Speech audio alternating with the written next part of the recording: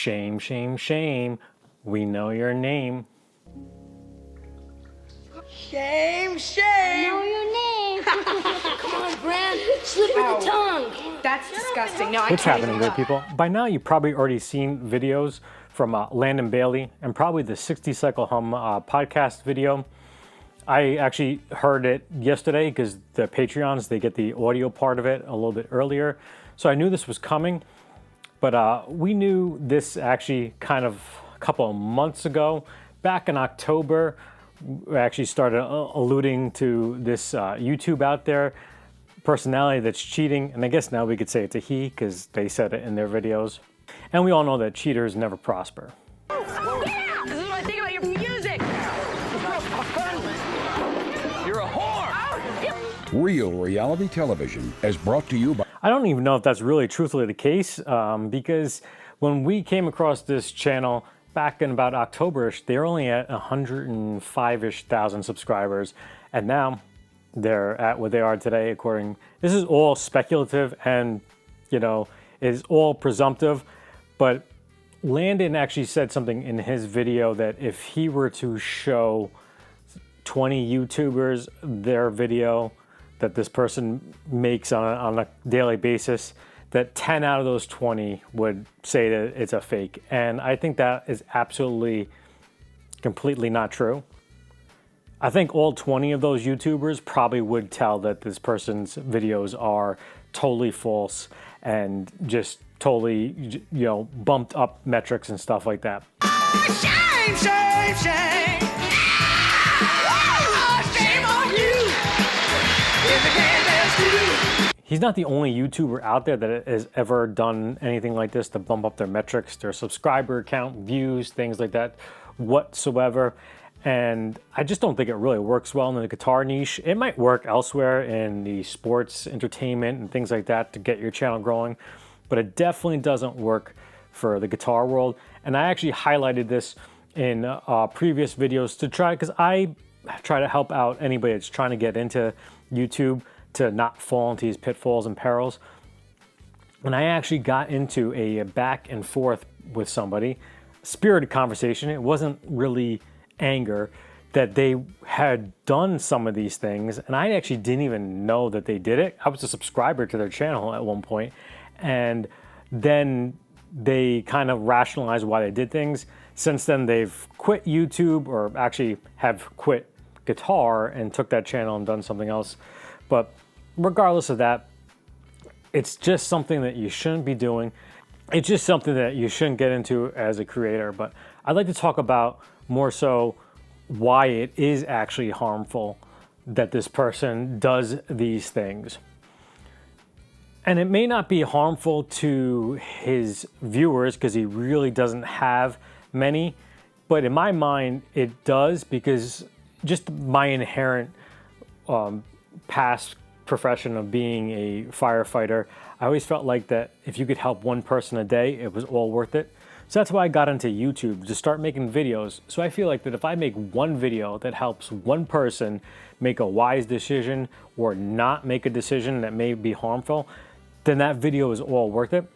So conversely, I feel like that if somebody is out there making bad videos, then they could be harming somebody, and that is detrimental to at least my beliefs. But the reason why it's harmful is because it gives this false impression that the person is actually more popular than they are. They get more brand sponsorships, they get more revenue. But for me, when I started looking at this channel, I actually was a subscriber at one point, shockingly. And I thought that it was kind of decent. I just thought that's how the YouTube you kind of grew. But it was kind of weird how it had like bad filtering. The videos weren't that great. And I'm thinking to myself, I'm like, we're actually doing similar reviews. Like, I do budget stuff, they do budget stuff, they do high-end stuff. And I'm like, not that saying that my videos are anywhere being great at all, but his were maybe on par as mine. And I'm thinking, yeah, he does have, at that time, 100,000 subscribers. And it's making, in the first day or two, 30,000 views. I'm like, well, mine's making 300 views, and then that's it. So then you start to get to thinking and start analyzing things more. So, but that is the one thing that I try to instill on anybody that's starting YouTube is don't compare yourself to somebody else.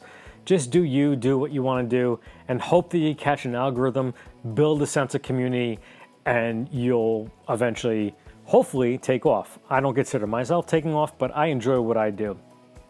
One of the crazy things was, too, that somebody brought up in the 60 Cycle Hum podcast today was that the guy doesn't even have a Patreon. I have a Patreon, shameless plug down below. It does help a little bit with the channel and does help you all get some quality gear in your hands. You should check it out to see how that works, but that's not really what we're here for. I'm here making this video to protect you and show you how to spot fakes and steer clear of them. And also, you as a creator, if you are gonna, don't do these things. And if you do, you really basically have to start over. Because even if this person were to say, and I would have very much respect for them, if they were to come clean and be like, listen, I did this, I bought subscribers, I bought views, I'm steering clear from that, and I'm gonna start fresh today, and I'm not gonna buy anything, they've already killed their channel's growth because they have 145,000 fake people that don't watch their stuff anymore. And now YouTube shows your stuff to your subscribers and the people that last viewed it.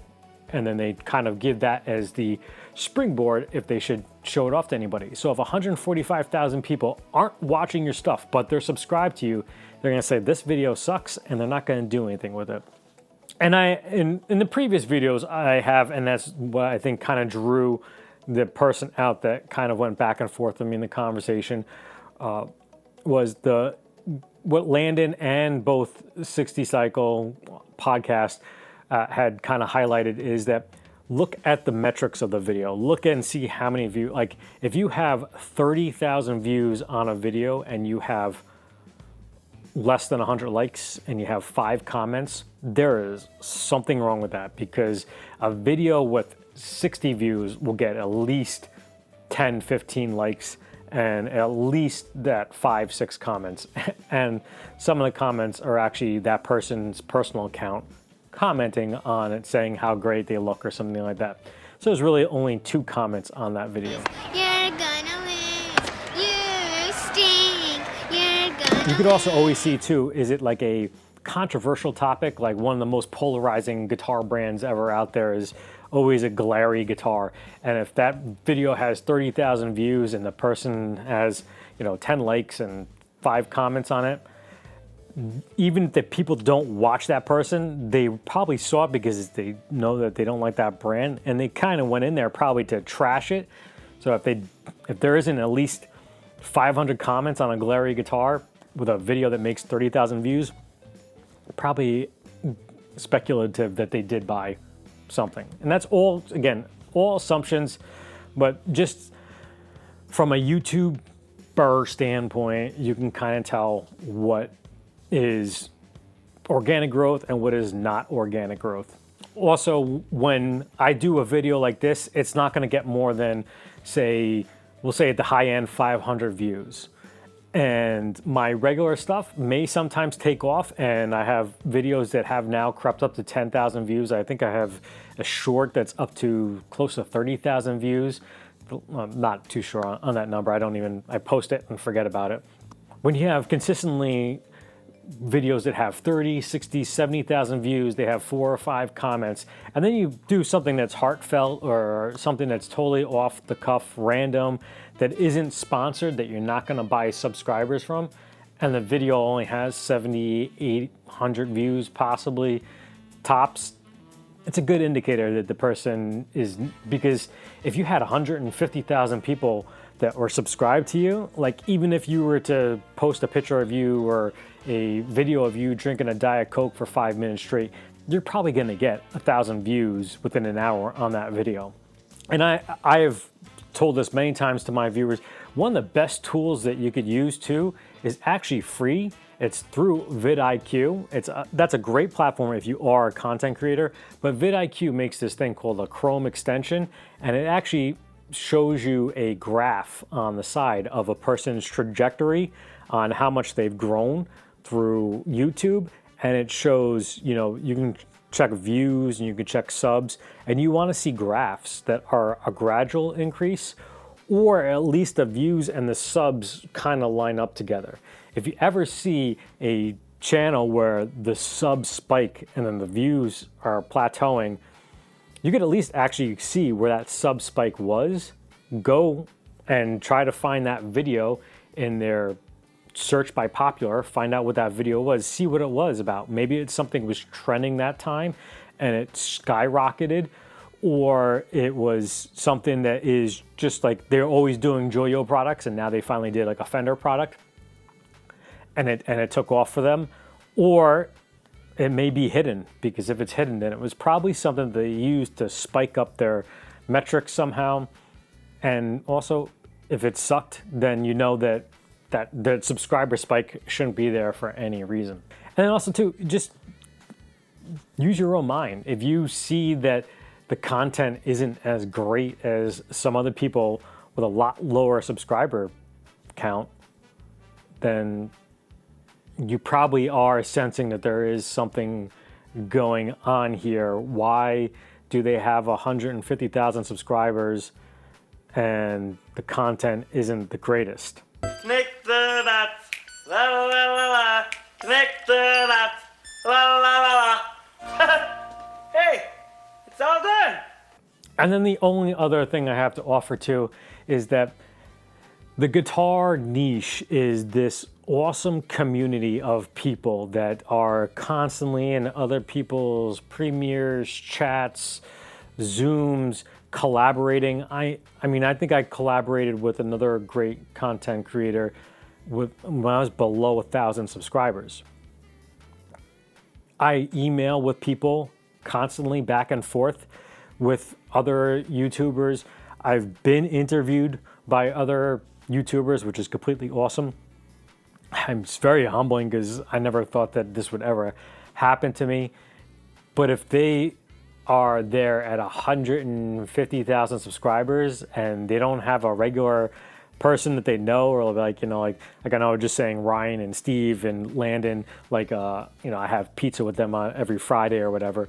But if they're not collaborating with somebody, and not saying that collaborations are, because sometimes they don't become fruitful, but they shouldn't be because you're looking to springboard off them. It should be because you're having fun and you want to do that.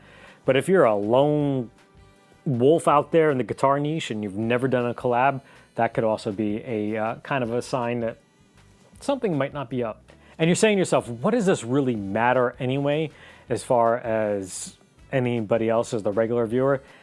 And it does kind of hurt you in a sense, because they're actually hurting the brands that are out there that may potentially wind up hooking up with somebody else instead. I don't think that this YouTuber was involved in the Fender, drops, like they always do the big releases of the Lux 2 and the Player 2, but it has probably gotten something from Fender to do a review. Now, when they set a certain criteria to give out products to people and they don't get anything in return, that's what they're looking for. They're looking for a return on their investment. Then they say, well, you know what? We probably have to up that metrics. So sometimes there's some brands out there, we'll just start off with a blanket, 10,000 subscriber count, and then we'll start sending you some sort of products. There are channels that are below this that have done this.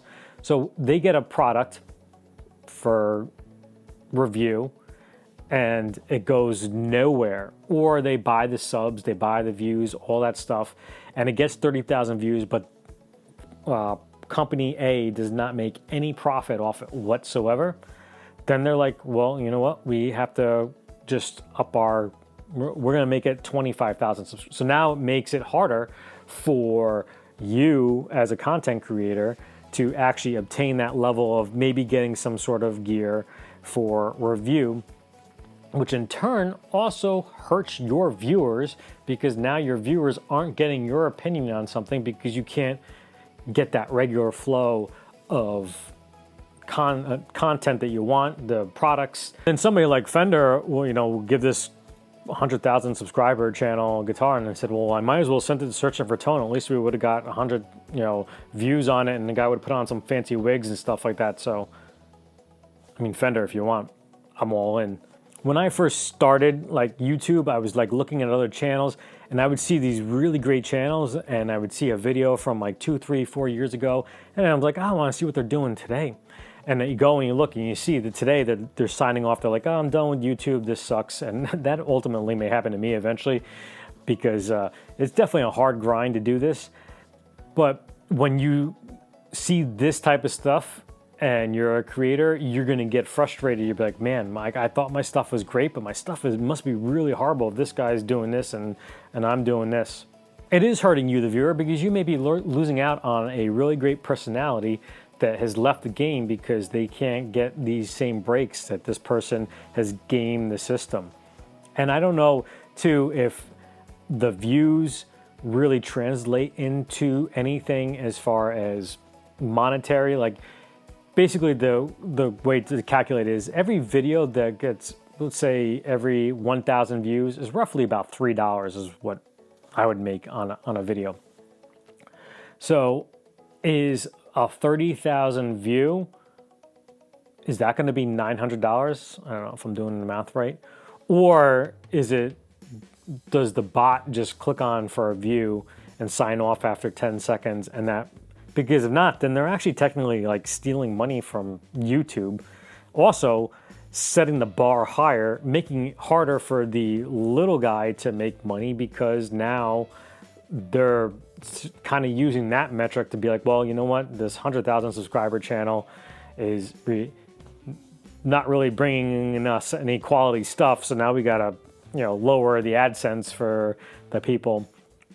Now, I don't want to get talking too much into the monetary thing, because in the end of the day, we're all here just to help everybody in the community grow better, get better. And to me, this type of activity is like spitting in your face, basically. And I could easily just do the same and just start investing money into buying views and subs, and then get more products in. And I think what they probably do is they probably say, hey, Fender, I want a Fender Player 2 and $1,000. They take $500, they buy a whole bunch of views. Fender looks at it maybe and sees, hey, we're doing pretty well with this. And then they just take the money, half of the money, and this is, again, all speculative, and then they take the product and they sell it. So they're not even enjoying the product that they possibly give it to, not even passing it off to a subscriber like I do sometimes, to just give something away. And it just becomes like this revolving, almost like pyramid type scheme.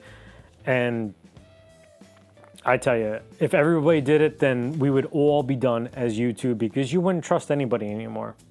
And I apologize if you thought this video was going to be about outing the person, because that's just not going to happen.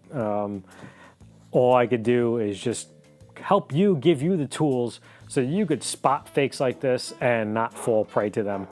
You can comment down all below you want, guessing, speculating who it was, and it'll help drive my algorithm up and maybe push this video past where my potentially lower videos usually kind of creep up to. But hey, like I said, I make a video. If it helps one person, that's all that matters. You've all been a fantastic audience, and as always, stay tuned.